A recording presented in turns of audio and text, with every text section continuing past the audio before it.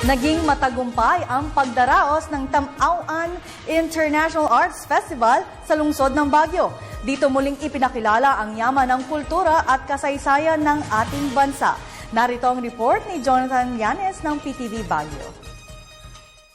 Mahalagang mapanatili ang iba't ibang kultura ng Pilipinas upang mapalakas pa ang pagkakakilanlan ng isang Pilipino. Ito ang iginiit ni Father Harold Rentorio, pinuno ng Committee on Cultural Heritage ng National Commission for Culture and the Arts sa pagdaraos ng ikalimang Tam-Awan International Arts Festival sa lungsod ng Baguio. Ayon kay Father Rentorio, ang mga programang kumikilala sa kakayanan ng mga Filipino artists ang isang pamamaraan upang mapalawig ang hanay ng kulturang Pilipino maliban pa sa layuning maimulat ang kaisipan ng mga kabataan at tayuhan sa kahalagaan nito. One of the pinakamahalagang ginawa ng NCCA at saka na yung Republic Act 10066 na heritage law.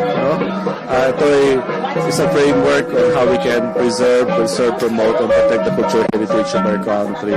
So ito napakahalaga. And kami sa NCCA continuously tinitingnan namin kung mga pwedeng policy, mga programa na pwede namin gawin para we can continuously improve in terms of the preservation of the cultural heritage and also protecting mga artists natin.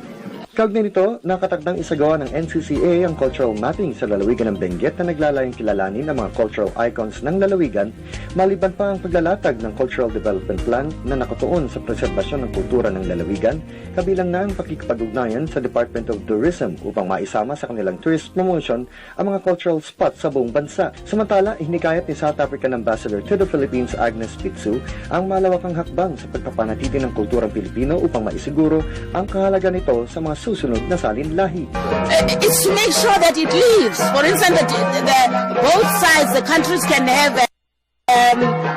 projects whereby they ensure that those don't die. For instance, there's nothing documented in books.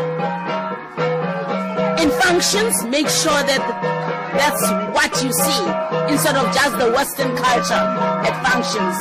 Balance the two.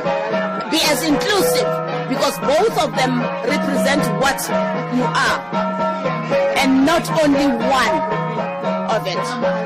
Mula sa lungsod ng Baguio para sa Telebisyon ng Bayan, Jonathan Llanes.